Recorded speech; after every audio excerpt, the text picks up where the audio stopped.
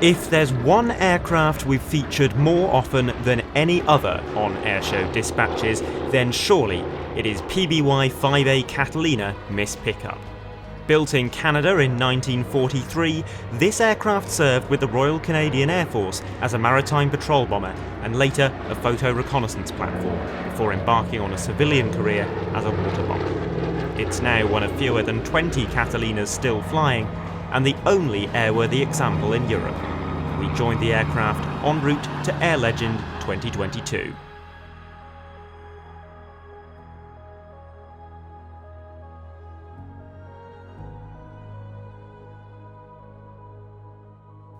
Welcome to the bonus content for Airshow Dispatches Series 5 Episode 7, where the story begins in Jersey on Thursday the 8th of September.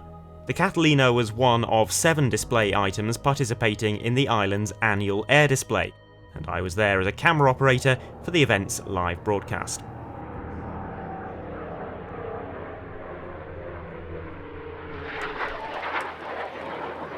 The Jersey Air Display finishes on Thursday night, and my next filming commitment was at Air Legend in Melun over the weekend. The conventional way to make the journey would be to fly or take a combination of ferries and trains to London, then a Eurostar to Paris and a local train to Melun. But that takes all day and it really isn't very much fun. And it seems daft when there are half a dozen aircraft here for the show that are making the exact same journey. Surely there's a better way. The Catalina has enough seats to take a passenger or two, and so they graciously agreed to give me a lift. And, full disclosure, this is not a polished documentary film of that flight. I didn't have the time or equipment for that, and the filming opportunities at times can be a little limiting, as you'll see. Rather, this is a first-person view of the flight, which will hopefully give you a bit of a feel for what it's like to hitch a lift aboard this wonderful aircraft. So let's take off here around the back of the island and then to the southeast corner, so straight this way and then en route. So that's nice and straightforward for us. We see. That's the fuel pump. That's the money going inside the engine. Jersey Tower, Golf Papa Bravo Yankee Alpha, request taxi. Golf Yankee Alpha, taxi holding point Alpha 1, runway 26, report ready for departure. Runway 26, holding point Alpha, and call ready for departure. Right, so that's as discussed. So we are clear on the left. We're clear on the right. Right, off we go, and that's off chocks at, I think it's on the hour, is it, or 59 or something like that? Exactly 11 o'clock. The blister windows at the back of the cabin offer an amazing view, but for takeoff and landing, I'm properly seated and strapped in, and the view from the seat is rather more limited.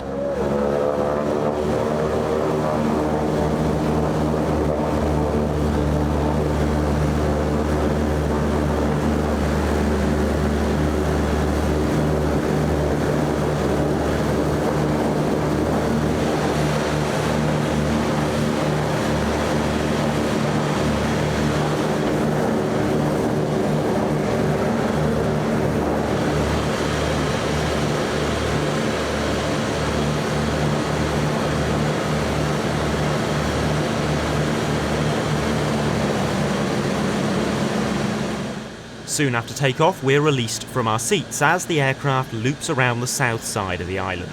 We pass St Albans Bay, the venue for the air display, on our left, and at the eastern end of the bay, we pass the capital, St Helier.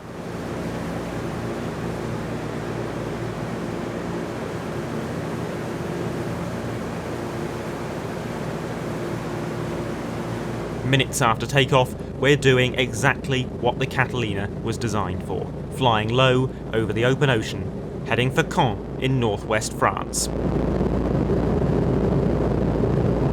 The crossing takes no more than 15 minutes. Soon the coast of France is sliding past on the other side of those huge blister windows.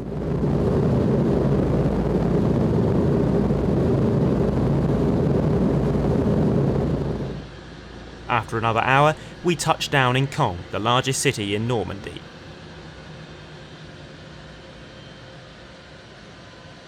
In 1944, the Allies fought hard to capture this strategically important airbase. Nowadays, it's a sleepy domestic airport, serving just a couple of destinations. We're here to clear customs and immigration, and in under an hour, we'll be back underway. Rotating beacon on, then ignition master on. Okay, pre-start checks complete. Start clearance you have. No one.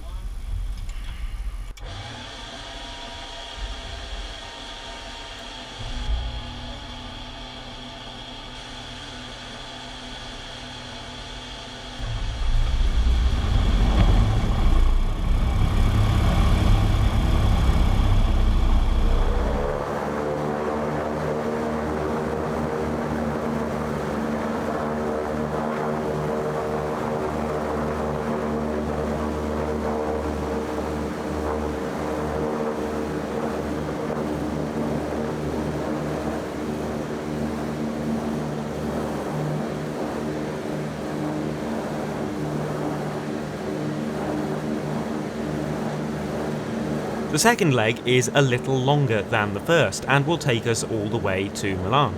The view from the passenger seats in the rear cabin might not be brilliant, but there is one interesting thing we can see: these small windows used to visually confirm the successful retraction and extension of the main landing gear. There's another small window in the floor of the cockpit to check the nose wheel.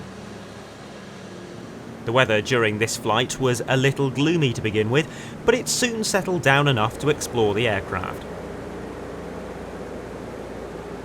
I squeezed through the bulkhead into the front cabin, which would have once accommodated the navigator and radio operator. Today, this is where the crew chief and a third pilot are sitting.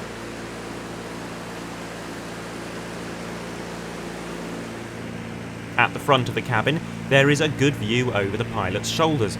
First Officer David in the right-hand seat, and the captain, Seb, sitting on the left.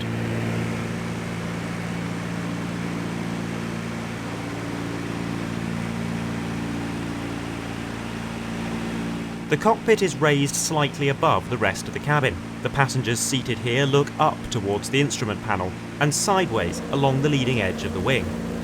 With more showers around, I soon return to the rear cabin to be nearer to my seat. I'm seated just behind the bulkhead.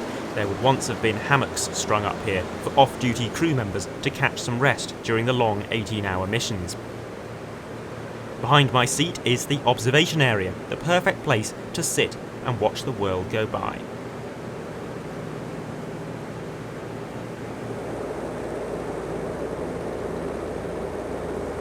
As we approach Melun, the weather deteriorates, the crew dodging showers as the aircraft is buffeted by light turbulence. We're then asked to hold by the airshow organisers until they can schedule a gap in the display practices for us to land. I've long since returned to my seat, which seemed the sensible thing to do in the circumstances, but with almost no view outside, this is a decision that I soon start to question. After around 20 minutes, I spot the recognisable site of Melun town on our left, a sure sign that we have at last been permitted to land.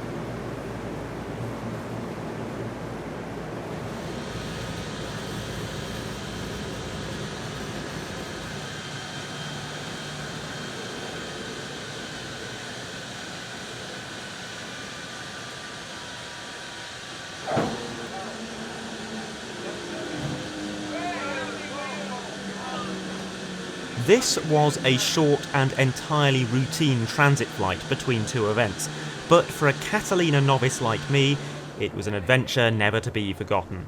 Thank you to everyone at the Catalina Society for making the trip possible, but particularly to the pilots, Seb and David, and to Jeff back in the UK. To watch the full 90-minute programme from Air Legend, featuring the Catalina and virtually every other display that occurred over the weekend, click on the link in the video description.